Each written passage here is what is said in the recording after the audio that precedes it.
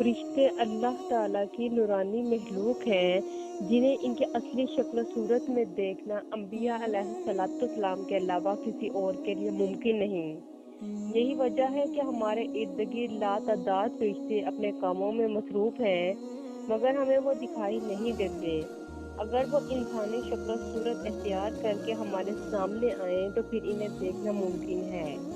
انسان کی نسبت فرشتے عظیم مخلوق ہیں اور ان میں بھی چھوٹے ہیں اور بعض بڑے ہیں۔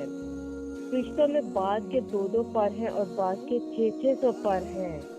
قرآن مجید میں ارشاد پاک ہے کہ اللہ تعالیٰ ہی کے لیے تمام تعریفیں ہیں جو آسمان اور زمین کا پیدا کرنے والا ہے اور 2 3 4 پروں والے فرشتوں کو اپنا قاصد پیغمبر بنانے والا ہے۔ بعض روایات کے مطابق جبرائیل امین علیہ السلام کے 600 پر دیکھے گئے ہیں اور ہر پر نے آسمان کو گھیر رکھا تھا۔ ان کے پروں سے مختلف رنگ اور قیمتی موتی بکھر رہے تھے۔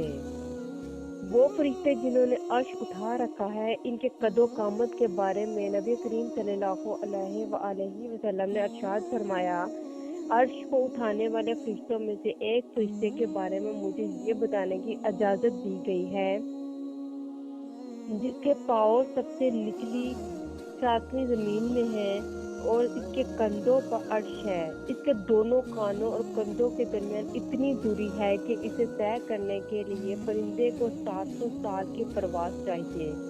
وہ فرشتہ کہتا ہے، یا اللہ تو پاک ہے جہاں بھی ہے اور جہاں بھی ہو۔ اللہ تعالیٰ نے فرشتوں میں شادی بیاہ کی حاجت نہیں رکھی، اس طرح انہیں کھانے پینے سے بھی بے نیاز رکھ دیا ہے۔ اس کی وضاحت قرآن مجید میں مذکور سیدنا ابراہیم علیہ السلام کے اس واقعے سے ہوتی ہے جس میں ہے کہ ابراہیم علیہ السلام کے پاس فرشتے آئے تو آپ علیہ السلام ان کے لیے فوراً گوشت لے کر آئے، مگر انہوں نے اسے تناول نہیں کیا۔ اللہ تعالیٰ نے فرشتوں کو بیماری، سستی، کاہلی، تکلیف، تھکاوٹ اور طاقت وغیرہ سے محفوظ رکھا ہے۔ وہ دن رات فقط اللہ کی اطاعت میں اپنے کاموں میں مصروف رہتے ہیں۔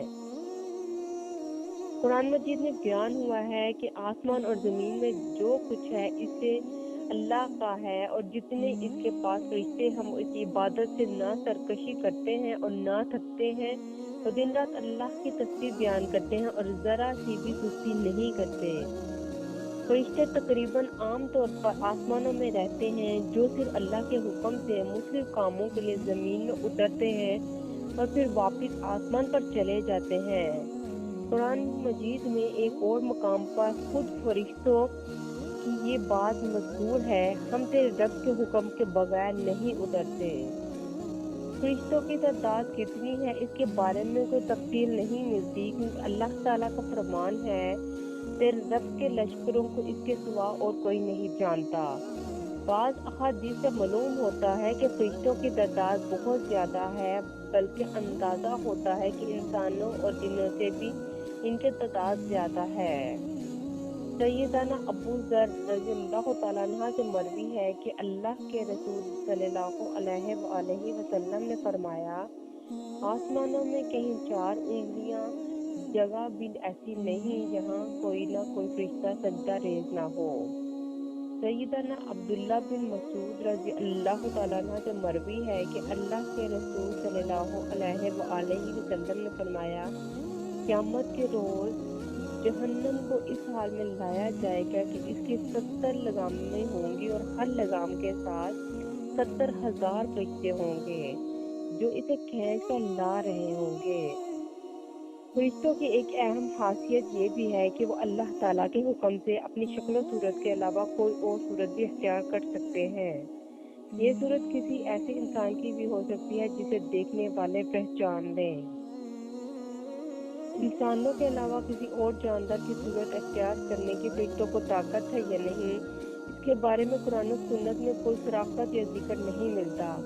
البتہ ان کی انسانی شکل اختیار کرنے کے واقعات ضرور ملتے ہیں جن سے یہ اندازہ ہوتا ہے کہ فرشتے اللہ تعالیٰ کے حکم سے دیگر شکلیں بھی اختیار کر سکتے ہیں۔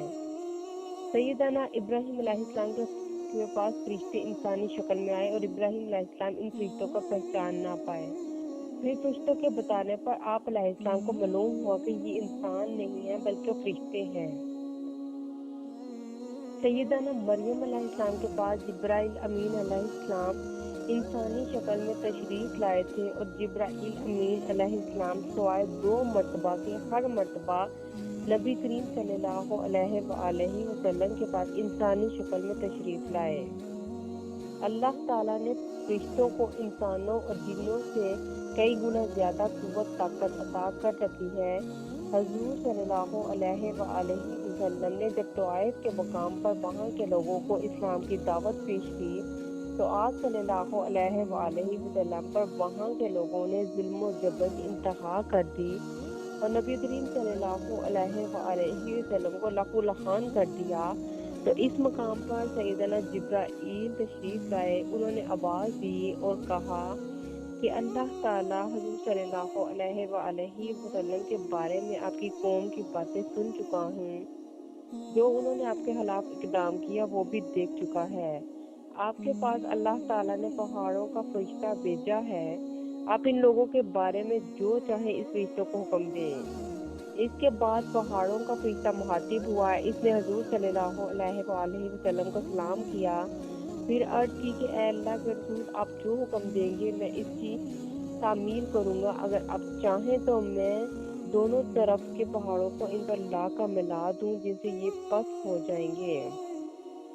اس طرح جبرائیل امین علیہ السلام کی قوت و طاقت کے بارے میں قرآن مجید میں ہے، انہیں حضور نبی کریم صلی اللہ علیہ وآلہ وسلم کو زبردست طاقت والے فرشتے نے سکھایا ہے جو زور آور ہے۔ فرشتے اپنے ہر کام میں نظم و ضبط کی پابندی کرتے ہیں، جس میں کسی قسم کی کمی بیشی یا سستی اور کاہلی وغیرہ کا مظاہرہ نہیں کرتے۔ جن فرشتوں کی جب اور جہاں ڈیوٹی شروع ہوتی ہے وہ اس وقت وہاں پہنچ جاتے ہیں اور اسے احسن طریقے سے سر انجام دیتے ہیں۔ فرشتوں کی موت جس طرح انسانوں کی پیدائش اور موت کے مختلف مراحل ہوتے ہیں، فرشتوں کے لیے یہ مراحل نہیں، یعنی دنیا میں نئے انسان پیدا ہوتے اور پہلے موجود انسان فوت ہوتے رہتے ہیں، لیکن اس کے برعکس جب اللہ تعالیٰ نے فرشتوں کو پیدا کیا تب سے وہ زندہ ہیں اور قیامت قائم ہونے تک جب تک اللہ پاک چاہیں گے وہ زندہ رہیں گے۔ تب تک اللہ تعالیٰ کی طرف سے انہیں جو ذمہ داریاں دی گئی ہیں انہیں وہ احسن طریقے سے پورا کرتے رہیں گے، لیکن جب قیامت آئے گی تو یہ فرشتے بھی موت سے دوچار ہوں گے۔ پھر ایک ایسا وقت آئے گا جب کائنات میں اللہ تعالیٰ کے علاوہ کوئی چیز زندہ نہیں رہے گی۔ اسی صورتحال کو قرآن مجید میں اس طرح بیان کیا گیا ہے، زمین پر جو ہے سب فنا ہونے والا ہے، صرف تیرے رب کی ذات جو عظمت اور عزت والی ہے وہی باقی رہے گی۔ اس طرح ایک اور مقام پر ارشاد ہوا ہے کہ ہر نفس کو مرنا ہے سوائے اللہ کی ذات